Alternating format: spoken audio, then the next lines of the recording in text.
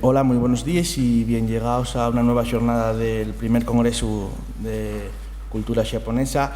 Abrimos la xornada con la conferencia de Javier López Espinosa, director de este congreso y presidente de la asociación La Brisa de Japón, con una conferencia titulada Paecíos no extremado. Pero primero quería hacer un pequeño averamiento pues, a la figura de López Espinosa. Javier López Espinosa y historiador, vencellado desde siempre a la Universidad de Uvieu, onde fizo tamén estudios de Derecho. En a súa trayectoria como investigador destacan les líneas na política, na historia, na religión, na antropología, el pensamiento y la música. Además, siempre estuvo interesado por las relaciones entre España y Asia a lo largo de la historia. Precisamente, al falar en Asturias de Asia y de los estudios asiáticos y sobremanera del Japón, yo creo que el nombre que nos viene a la cabeza siempre es el de Javier López Espinosa, pues ya en el año 2007 organizó los primeros jornales de cultura japonesa en la Universidad de Uvieu. En 2008 volvió a repetir estos jornales, los segundos jornales de cultura japonesa, y ahora con un trabajo muy fuerte por parte de él y muy, bueno, de luchar mucho contra las dificultades pues económicas, sobre todo, que consiste en organizar un acto como este, pues consigue dar un paso más a reblagar y organizar lo que ya es un congreso que tiene más peso, que tiene una duración más importante y unas actividades con más interés, yo creo, que como los que son los de este primer congreso, ¿no? Entonces, Javier y yo quería aprovechar esta presentación para darles gracias por ayuntarnos en torno a él, a unas personas que pues pudimos ayudarlo en lo que pudimos para llevar adelante este congreso tan importante, porque no hay como muchos actos que se faen en Asturias, como muchos congresos que vienen a traer nada más a Asturias lo de fuera, o que solo van a llevarlo de Asturias fuera, aunque mejor sería eso, ¿no? Pero en este caso lo bueno es que hay una fusión, un intercambio entre dos culturas. Nosotros digamos que estamos intentando enseñar la nuestra cultura a Asia, y Asia, o en este caso Japón, enseñándonos lo que tienen y lo que hay en común. Ayer veíamos a una gaitera japonesa, un diccionario asturiano-japonés. Esta mañana vamos a tener después una conferencia sobre los paecíos entre el asturiano y el japonés, que aunque no lo parezca, puede que los haya. Y eso tiene un gran interés para el público asturiano y yo creo que para el público japonés. Y una cosa novedosa, y el culpable de este congreso ya es Javier. Entonces, simplemente por eso ya tiene una trayectoria que es pues admirable desde mi punto de vista. Además, tengo aquí un importante currículum de Javier en cuanto a que recibió beques de la Universidad de Navarra, ayudas de la Universidad de Uvieu y participó en una montonera de congresos, lo que da una bayura de conocimientos importante, además de participar y como organizador de una montonera de eventos relacionados con la cultura japonesa y con otras iniciativas también solidarias de atención a la discapacidad y de participando como colaborador con otras ONGs, lo que también da un lado humano que no hay que olvidar una persona y que él no olvida a pesar de dedicarse también a cuestiones profesionales. Tiene fechas comunicaciones en varios jornales, en varios congresos y tiene también una pequeña, diría yo, carrera política dentro de la universidad, participando activamente de la vida estudiantil a lo largo de esos años como estudiante, siendo escogido por los alumnos como delegado, como miembro de la comisión de docencia, de la asamblea del centro, de la xunta del centro, con lo cual hay una persona también que sabe liderar y que sabe, tener en torno a él a la gente que necesita para colaborar y para hacerles cosas y llevarles adelante. Participa como coordinador del libro Desterrar el mito, encuentro entre Occidente y Oriente, y además escribió el capítulo El inicio de las relaciones hispano-japonesas en ese mismo libro. Tienen escritos artículos en varias revistas, en varias publicaciones. Y como punto final también llevó adelante una actividad investigadora en el Archivo General de Asuntos Exteriores y de Cooperación, que es a lo que se está dedicando en este momento. Yo no quería decir más que esto, agradecer a Javier el trabajo hecho para que este congreso fuera posible y bueno, y esperando pues esa conferencia con interés. Gracias. Muchas gracias, Ignacio. Tengo que darte las gracias por esta calurosa bienvenida, esa presentación más de lo que yo pensaba. Muchísimas gracias. Y también muchas gracias por toda la colaboración que nos has dado en este congreso como miembro de la Asociación Cultural Abresa de Japón, que es la organizadora de este evento, pero también como punto central, como nexo, digamos, entre esos dos mundos, el mundo japonófilo, digamos, y el mundo asturianista. Muchísimas gracias, de verdad, ayúdanos tanto. Bueno, antes de nada quiero avisar que tengo la garganta un poquito mal, así que si no se me oye, si me para en cualquier momento, si me dice, si me pregunta lo que no se ha entendido o lo que sea. Hacer una conferencia de este calibre, de unir a dos culturas tan distintas como la cultura asturiana y la japonesa, es un poco complicado. Estamos ahora en líneas de investigación todavía recientes, todavía ahora mismo estamos indagando en estadísticas relacionadas en todo tipo de cosas, y además temáticas muy distantes, como puede ser estudiar cómo en el norte de España, por ejemplo, hay un número de suicidios mayor que en el resto de España, cosas así, estadísticas. Y en Japón pues es uno de los países que, por desgracia, hay un mayor número de suicidios también en el mundo, y cosas así, estadísticas de ese tipo. Estamos indagando sobre ello, trabajando y profundizando sobre ello. En este caso voy a hacer una conferencia totalmente distinta a estadísticas. Bien, la cultura asturiana y japonesa son muy distintas, como acabo de decir. Si las vemos de una manera superficial, vemos que hay diferencias muy evidentes. Este primer congreso trata justamente de mostrar lo contrario, de mostrar las similitudes, y de eso también voy a hablar yo, ¿no? Si vemos la situación geográfica de ambos países, enseguida notamos que en apariencia es muy distinta. Aquí lo tenemos. Separados por casi 11.000 kilómetros de distancia, Asturias se encuentra dentro de la península ibérica y Japón, como sabemos, es un archipiélago. Aquí lo tenemos, el archipiélago principal, pero realmente son tan distintas. Vamos a verlo. A lo largo de la historia, el aislamiento ha sido una de las características de Japón. Su situación geográfica ha tenido buena parte de la culpa, pero otras veces ha sido provocado por la situación política.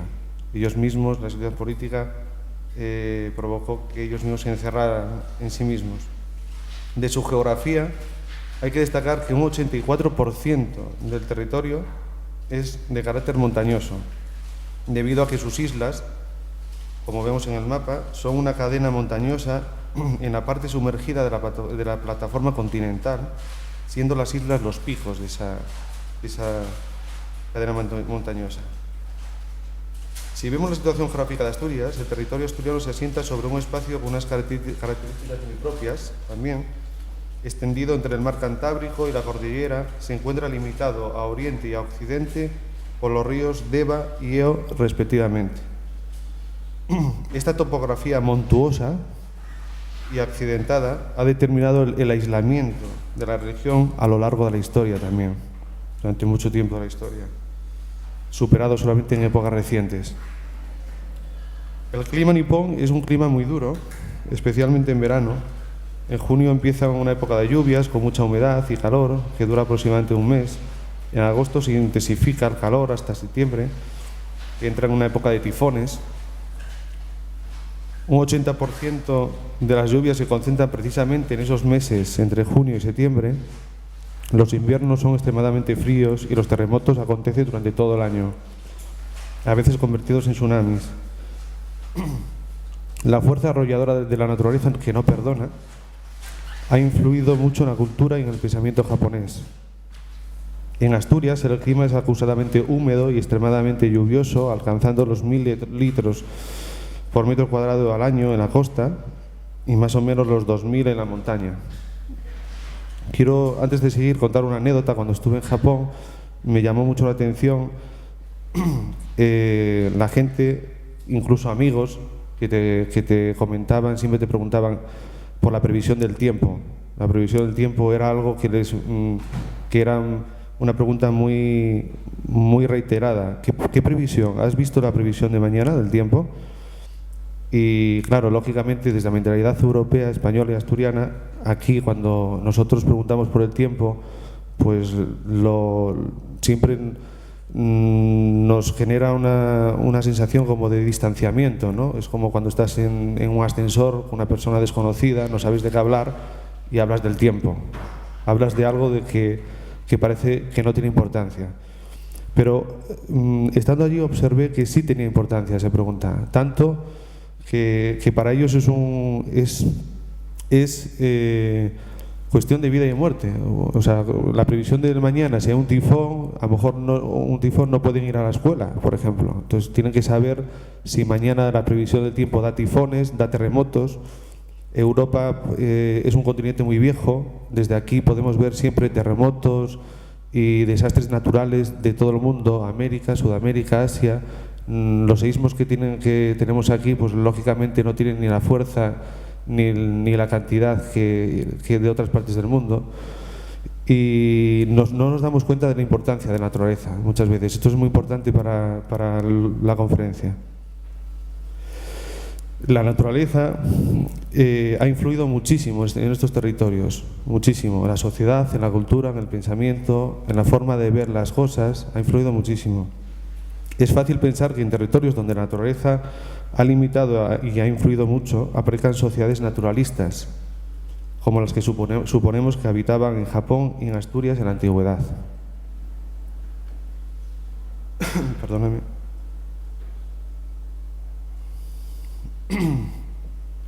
Sociedades que tenían un modelo cultural muy distinto a los que encontramos en Occidente en la actualidad. Este modelo cultural se caracteriza porque el hombre no se apoya en su propia fuerza, ni tampoco en la de un creador absoluto, trascendente, que te ayuda ante la debilidad que el hombre tiene, ¿no? Sino que se abandona al curso incontrolable de la naturaleza y se somete a ella. El hombre, por tanto, se siente igual a cualquier otro ser del mundo, sabe que su existencia es efímera y frágil. Este modelo cultural es el autóctono de Japón. Por eso toda su cultura está centrada e inspirada en la contemplación, admiración y disfrute de la naturaleza. En las creencias primitivas de Japón estaban vinculadas al politeísmo. Se rendía respeto a los kami, palabras que para algunos significa el que está en lo más alto, para otros significa lo divino, a los ancestros y a la naturaleza. Quizá los indígenas de las tierras asturianas también compartiesen este modelo cultural. Sabemos que las creencias primitivas de los habitantes de este territorio estaban vinculadas también al politeísmo, a los ancestros y a la naturaleza. Esta tradición de origen, suponemos, celta, más que nada por la distribución que ahora os pongo de hallazgos epigráficos relacionados con la región prerromana de Asturias, que, bueno, como podemos ver, hay un montón de topónimos de origen celta en Asturias. Esta tradición de origen celta con mezclas propias son las que pensamos que predominaban en la región. ¿Por qué fue tan distinta la evolución de un territorio a otro, o de ambas sociedades? En torno al siglo V, el cristianismo empieza a difundirse con mayor fuerza en Asturias. El budismo haría lo mismo en Japón un siglo más tarde. Estas introducciones irían de forma muy diferente, para bien o para mal, en ambos territorios.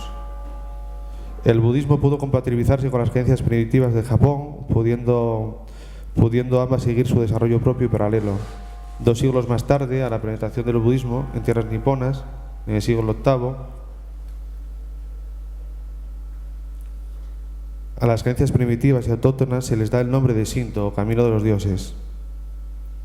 O sea, la palabra Shinto es a partir del siglo VIII. Antes no tenían esta denominación. Esto es importante también. Este nombre aparece por primera vez en la obra de Nihon Shoki, concretamente en el libro 21, que es el segundo libro más antiguo de Japón. En Asturias, la expansión del cristianismo rompió con la convivencia pacífica de las creencias politeístas paganas.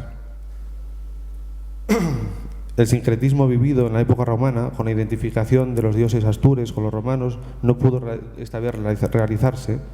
Se produjo la denominada cristianización de los antiguos lugares de culto paganos.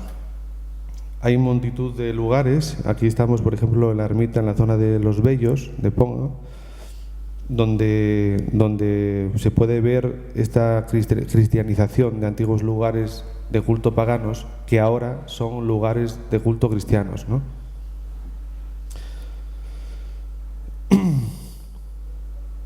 Era poner un poco de tierra por medio a esos lugares y convertirlos en lugares sagrados, ahora cristianos, con el fin de transformar lo viejo en lo nuevo. Significaba el paso del hombre viejo al nuevo, de la sociedad vieja a la sociedad nueva cristiana.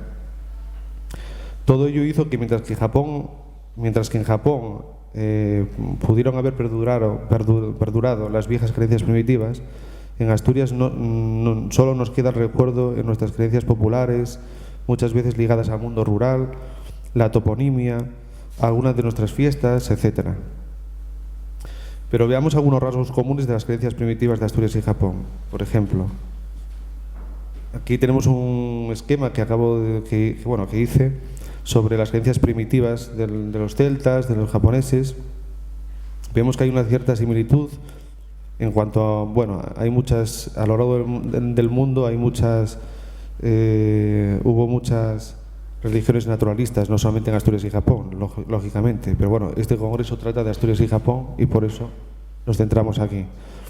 Vemos que en los cultos primitivos japoneses, el culto a la naturaleza, al sol, a la luna, a las montañas, a los bosques, todos tienen, en todos estos lugares, en todas estas,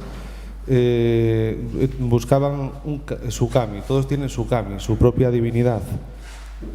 También los celtas tenían esto, tenían, sobre todo en la religión primitiva, arcaica celta, que luego se fue desarrollando de otra manera, pero primitivamente también los cultos a la naturaleza, al sol, a las lunas, montañas o bosques, también estaban dentro del culto celta.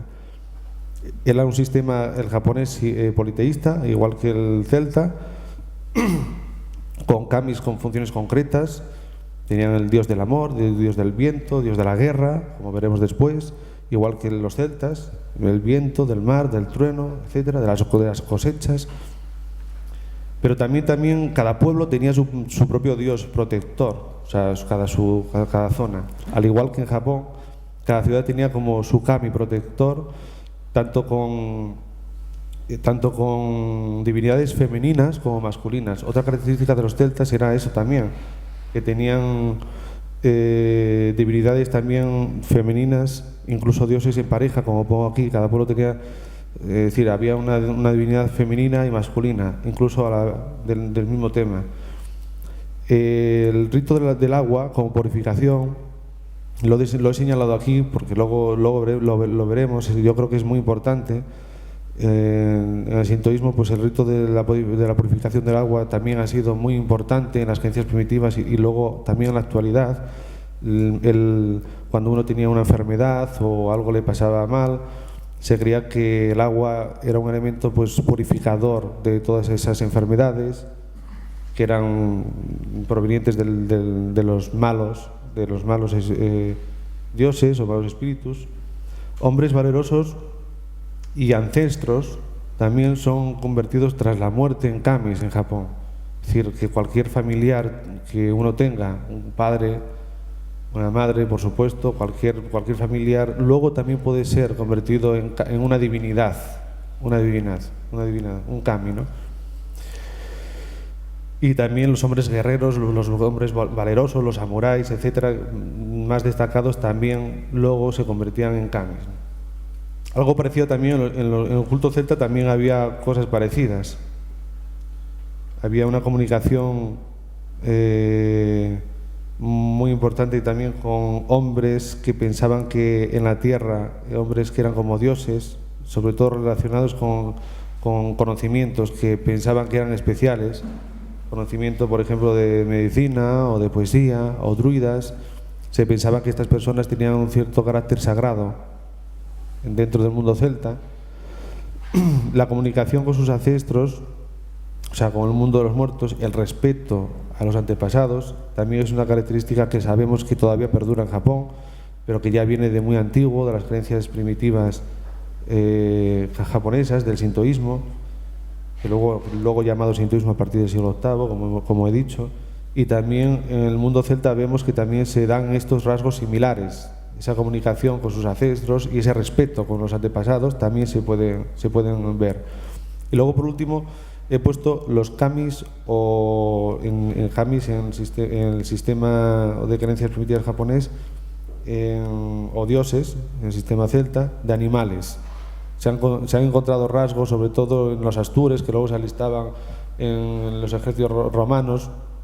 Siempre a veces se han encontrado por rasgos como de animales, como el jabalí, etcétera, que pensamos que puede ser que para ellos fuesen algo más que simples animales, sino que también pueden ser también animales de carácter sagrado, divino. Jabalí, toro, el caballo. Algo parecido pasaba también en el sistema japonés. El zorro, por ejemplo. El zorro era considerado, luego lo veremos, era considerado como algo divino, como el mensajero de los dioses en Japón. O sea, igual que el tejón, etcétera.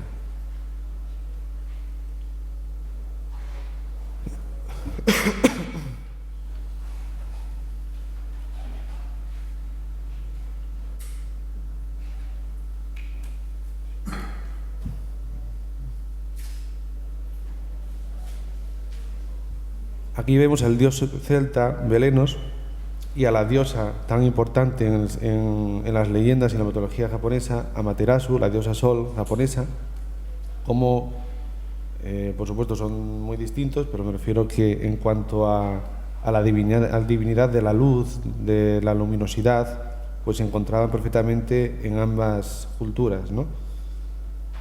Vamos a ir dando un repaso un poco a lo que he dicho. Por ejemplo, esto es en el concejo de Teberga se ha encontrado un altar a los pies de un tejo. El tejo, bueno, decir que el tejo es un árbol que por excelencia dentro de la mitología asturiana representaba el vínculo con la tierra, las creencias primitivas y los antepasados. Y también en las creencias primitivas se le asociaba a las conexiones con el otro mundo. Por eso incluso los guerreros astures, antes de caer prisioneros, se suicidaban con veneno del tejo. Aquí tenemos al lado, lo he puesto en comparación a la critomería japónica, que según la mitología japonesa, en este árbol vivían varios dioses. Todavía hoy se cree, todavía hoy hay ceremonias y fiestas dedicadas a los árboles, a los bosques en Japón, ¿no? Pero esto viene de muy antiguo, de las creencias muy primitivas. En este árbol pensaban que vivían varios dioses, pero destacaban especialmente el dios de la montaña. Ya hemos visto antes el carácter naturalista de los dioses, etc. El significado de los árboles, por ejemplo. Estamos encontrando similitudes. Las pocas que pueda haber, las estamos encontrando poco a poco, ¿no? El cerezo en flor, el sakura, un árbol típico de Japón. El manzano, algo típico también de Asturias. Bien, el significado de estos dos árboles también tiene carácter, o sea, hay que remontarse un poco atrás, ¿no? A la antigüedad. El sakura, por ejemplo, representaba y representa todavía hoy en día la existencia efímera, como antes he dicho, y la fragilidad del hombre frente a la longevidad de las montañas, que siempre permanecen inamovibles y eternas. El manzano, para los celtas, era un árbol de otro mundo, ¿no? Representaba la eternidad, y les conectaba con el mundo de los muertos, teniendo así la fruta del manzano como algo también divino, sagrado. Vamos a ver más lugares sagrados. Por ejemplo, esta es la isla de la desembocadura del río Nalón, la isla de Deva, y la he puesto, bueno, porque todo el mundo puede ya saber que la voz celta Deva significa diosa, y que hay muchos lugares relacionados con corrientes de agua, lugares que se pensaban que eran sagrados, lógicamente. El río Deva, y en Peñamellera, en Río de Deva, como pongo aquí. Bien. Esto es un tori que se utiliza en el sintoísmo y que justamente es algo parecido a lo que acabo de poner ahí. Esto es como una puerta, dentro del sintoísmo, una puerta que conecta a un lugar sagrado. O sea, una puerta en medio de la nada. Lo podemos encontrar en cualquier parte de Japón, en una montaña, en un campo. De repente vemos este símbolo, este torii, y lógicamente para los profanos, para los que hemos ido allí como turistas al principio, que no entendíamos, bueno, que es un monumento, ¿qué es esto? Es muy repetitivo en Japón. Pues esto conectaba a un lugar sagrado, que puede ser un campo aparentemente donde no hay nada, pero para ellos era un lugar relacionado con lo divino, con lo sagrado, con las creencias. Bueno, pues esto es un poquitín lo que antes he puesto aquí también, de esos lugares sagrados, en las cuevas, en las desembocaduras de los ríos, etcétera, que tenían los celtas, lugares sagrados que se consideran sagrados y tal. Vamos a ver, aquí, divinidades. He puesto un poco. Bueno, antes hablaba de la toponimia, entonces en lugar de poner la figura del dios he puesto la toponimia este lugar en el oriente de Asturias, que aparece en la fotografía, cerca de Cangas de Onís. Se supone que iba dirigido al dios celta Taranus o Taranis. De hecho se llama así, Taranes de Ponga. Y bueno, ahí lo tenemos. Se supone que está asociado luego lo veremos también, a los rayos, a la tormenta, pero también protector de los guerreros. O sea, también hay algunos historiadores que también lo relacionan con el dios de la guerra, aunque se suele relacionar más con el dios de los truenos, de las lluvias, de los rayos, de las tormentas, etcétera. Hay que aclararlo. Pues bueno, pues aquí tenemos también el dios de la guerra, según la mitología japonesa, el dios Takemi. Aquí lo que hemos visto antes, un jabalí, que para muchos está. Luego el zorro, que está representado siempre en la tradición, en la mitología japonesa. Dice la tradición que al zorro le gusta engañar a los hombres utilizando poderes mágicos. Esto es lo que dice la tradición, la mitología japonesa. Se le consideraba un animal sagrado, pues se le veía como mensajero de los dioses, ¿verdad? Y he puesto unas casas tradicionales también, para que veamos un poco la similitud. Esto es un poco la construcción de un teito, eso miedo. Y bueno, lo que aparece en la imagen de la derecha es una casa de agricultores japonesa antigua. Vemos un poco una cierta similitud también, ¿verdad? Que es lo que estamos buscando, ciertas similitudes en esos orígenes quizás. Bueno, esto lo vamos a dejar para después. ¿Cómo ha perdurado en la actualidad estas creencias primitivas? En el caso de Japón, como Japón, vemos con claridad que el sintoísmo impregna la vida del país con sus fiestas y costumbres. La denominación de Shinto, con el paso del tiempo, ha modificado algunas de estas creencias y se ha utilizado también como elemento de cohesión del pueblo japonés, ¿no? Los intereses políticos y económicos han hecho que hoy encontremos hasta 4 clases de Shinto predominantes, principales. A ver si lo pronuncio bien. Koshitsu Shinto, que es el Shinto ligado a la casa imperial, que eso ya fue mucho después, ligado, que pretendía pues demostrar la divinidad del emperador, que hasta el año 45 en Japón pues se pensaba que era así. El Jinja Shinto, que está ligado más bien a los santuarios shintos. El Shuha Shinto, que está ligado a multitud de sectas de sintoísmo. y el Misonku Shinto, que es el Shinto folclórico, que digamos que en este último Shinto es donde más se puede encontrar la esencia de las creencias primitivas japonesas, yo creo. Digamos, más pureza de esas creencias primitivas japonesas.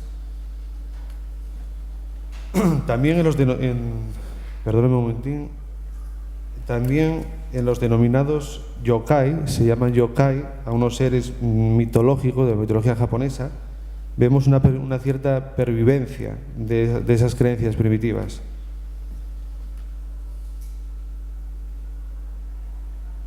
En Asturias, la mitología asturiana también ha conservado parte de las antiguas creencias primitivas ligadas a la mitología celta. Un caso muy llamativo es el Ñuberu, que podría ser la continuidad del dios celta Taranis, según los expertos, que significa el que hace truenos, y que sabemos por la toponimia que su culto estuvo presente en la región. Por eso lo puse aquí. Vemos al Ñuberu, la mitología asturiana, pero también vemos el dios es del trueno, Raishin, el dios del viento, Fuji, dios de la lluvia. Esos tres dioses vendrían, digamos, a tener las mismas cualidades o que se les consideraba al Ñuberu de la mitología asturiana, ¿no? Dios de la lluvia, del trueno y del viento, ¿no? Más o menos.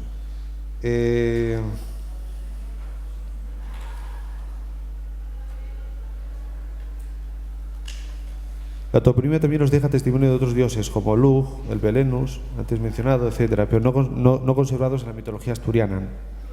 Para buscar esos rastros podemos buscar en tradiciones populares que hoy se conservan. En este tipo, el que más me llama la atención es el denominado pasar el agua. Aquí lo vemos, pasar el agua, ¿no? Todavía mucha gente dice, oye, hay que pasar el agua. Parece que alguien tiene estigua. Es muy utilizado aquí en Asturias, me he fijado que se utiliza mucho esta expresión, vamos a pasar el agua. Creo que hunde las raíces en aquellas creencias primitivas, donde el agua se consideraba como un elemento purificador, frente a las enfermedades u otras situaciones, digamos, que se pensaba que eran malas. En Japón, la pervivencia de la cultura del agua en los baños termales muy parecidos a los que existían en Europa con el Imperio Romano, ya hace 2000 años. La función más o menos viene a ser parecida, muy parecida. Muestra también, creo, se podría considerar también que es una pervivencia, aunque puede ser que haya hay discusión entre esto último, ¿no? Entre historiadores se puede considerar una pervivencia, yo lo veo así, una evidencia de aquellas costumbres primitivas japonesas donde se veía el agua como elemento purificador y también bueno para la salud también, ¿no? Pero bueno, buscamos el elemento purificador como... Bien, aquí tenemos el trasgo, otro ser mitológico de la mitología asturiana. Y vemos también al Zashigewarashi, espero que lo haya dicho bien, que más o menos viene a tener unas funciones muy parecidas dentro de ciertas similitudes.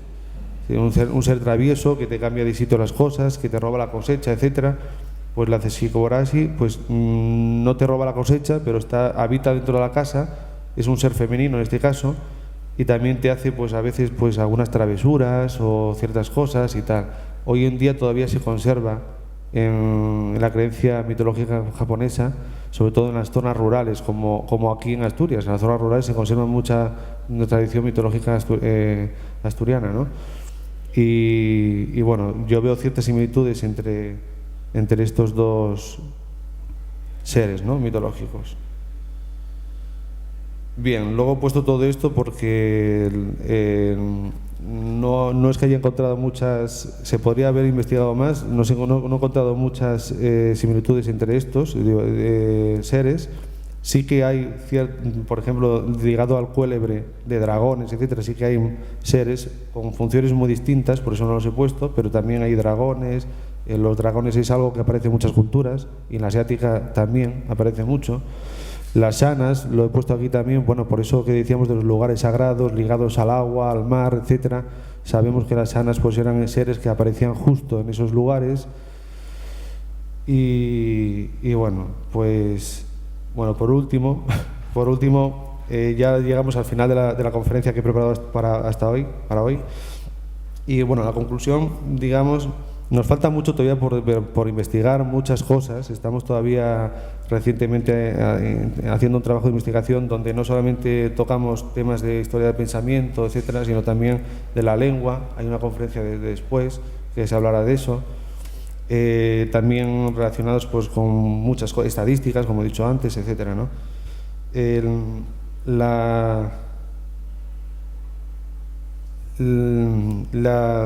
Dentro de esas diferencias de culturas, creo que a través de esta conferencia he podido, o espero haber podido demostrar que no somos tan distintos, por lo menos en ciertos orígenes. Hay que seguir profundizando más, por supuesto.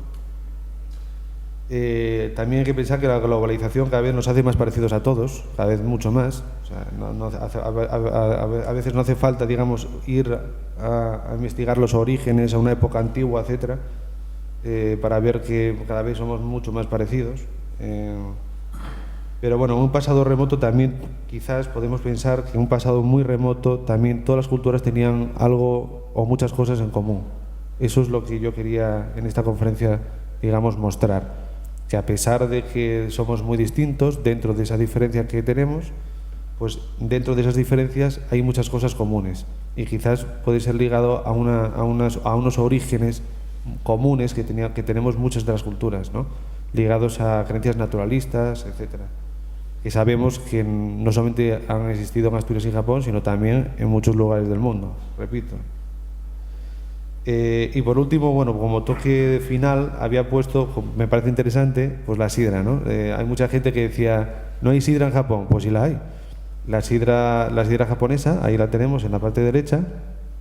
Ya nos vamos un poquitín del tema de la conferencia, pero también me pareció curioso para mostrarlo.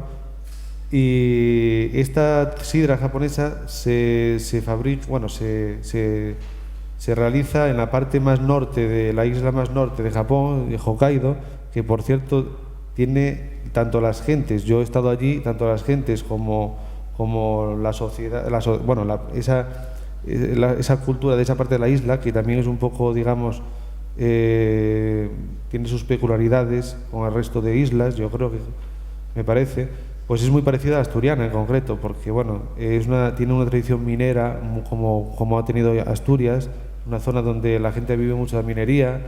Hay una tradición también de ganado vacuno. Ahí es donde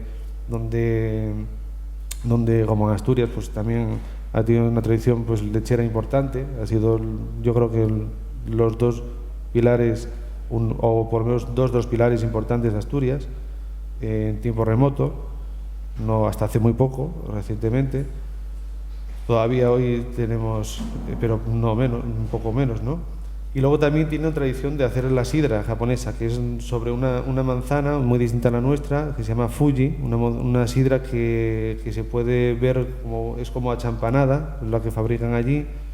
Es muy dulce esa sidra, como la nuestra y tal, pero bueno, con elementos un poco distintos. Pero bueno, que existe un lugar muy parecido en Japón, Asturias, el norte de Japón, que se llama Hokkaido, y que la gente también es muy parecida, mucho más abierta, mucho que el resto de Japón y mucho más alegre. Le gusta mucho la fiesta, tiene una cultura también en esa zona de la isla pues de salir bastante, yo creo que más que en otras zonas de Japón. Y bueno, yo quería simplemente pues eso, dar esta visión o esta pequeña visión como introducción a todas las conferencias que van a venir después, que hay una conferencia después ligada al idioma, esas similitudes con el idioma, y muchas conferencias que vamos a ver que estamos viendo y que vamos a seguir viendo a lo largo de esta conferencia. Muchas gracias, arigatou gozaimasu, por su atención. Muchas gracias.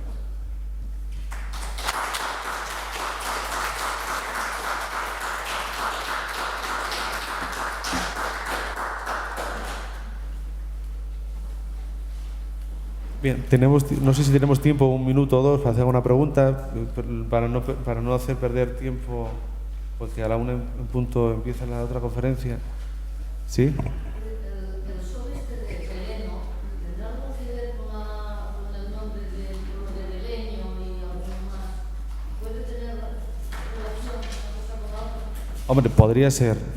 Eso puede ser. Hay historiadores que dicen que sí. Hay muchas zonas de Asturias que, por la toponimia, pues sí, nos indican que puede ser perfectamente. Que el culto al dios Sol se realizó en Asturias, yo creo que es algo que todos los historiadores pueden decir claramente que sí, que se hizo.